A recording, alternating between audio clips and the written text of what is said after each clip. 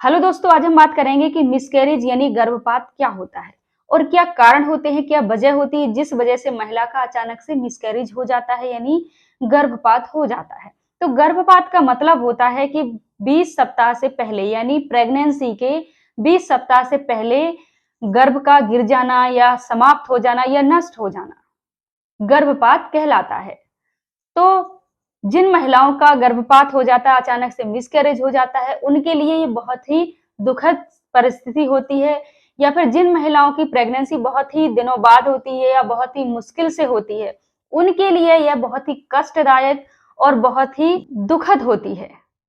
तो क्या कारण होते हैं, क्या वजह होती है जिस वजह से महिला का अचानक से मिसकैरेज हो जाता है यानी गर्भपात हो जाता है।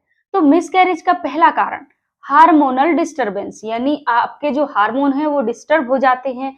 तो प्रेगनेंसी में हार्मोन के स्राव का होना बहुत जरूरी होता है क्योंकि इससे बच्चे का विकास होता है।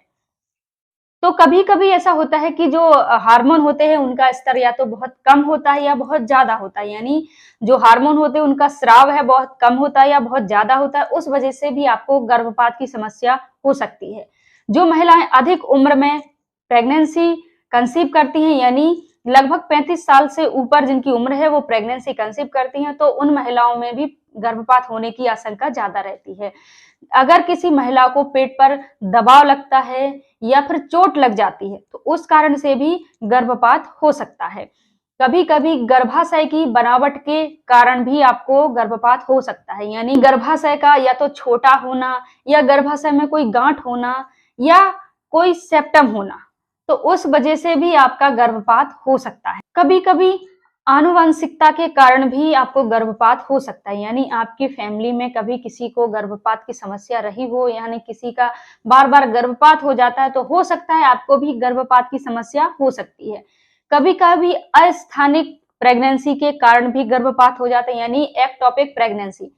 जो प्रेगनेंसी गर्भाशय में नहीं होती है, गर्भाशय के बाहर जैसे कि फैलोपियन ट्यूब में हो जाती है, वहां इतना स्पेस नहीं होता है, तो उस कारण से भी आपको गर्भपात हो सकता है। या फिर आपको पहले भी गर्भपात की समस्या रही हो, यानी आपको पहले भी गर्भपात हो चुका हो, तो अगले में भी आपको गर्भपात के चांसेस ज्यादा रहते हैं। जो महिलाएं बहुत ज्यादा भाग दौड़ करती हैं, बहुत ज्यादा यात्रा करती हैं, उन महिलाओं में भी गर्भपात होने की आशंका बहुत ज्यादा होती है। कभी-कभी महिलाएं बहुत ज्यादा शराब का सेवन करती हैं या धूम्रपान करती हैं, तो उन महिलाओं में भी गर्भपात की समस्या रहती है। जिन महिलाओं को मधुमेह है यानी डायबिटीज की समस्या है या फिर थायराइड की समस्या है, तो इन दोनों कंडीशन में भी गर्भपात की समस्या बनी रहती है।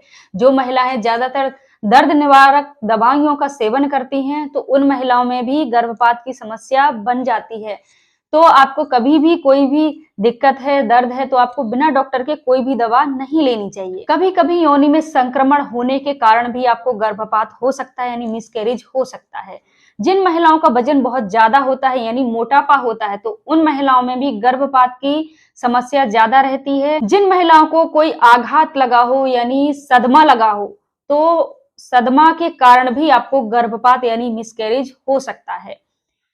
और एक बात, अगर महिला का आरएच फैक्टर नेगेटिव है, यानी जो ब्लड ग्रुप होता है उसका जो आरएच फैक्टर होता है यानी पॉजिटिव और नेगेटिव होता है, तो जिन महिलाओं का आरएच फैक्टर नेगेटिव होता है यानी ब्लड ग्रुप नेगेटिव होता है और उसके बच्चे का यानी जो पेट में जो बच्चा है उसका ब्लड ग्रुप पॉजिटिव होता है, तो उन महिलाओं में भी उस परिस्थिति में भी गर्भपात होने की संभावना ज्यादा रहती है। तो ये सारे कारण होते हैं आपके गर्भपात होने के।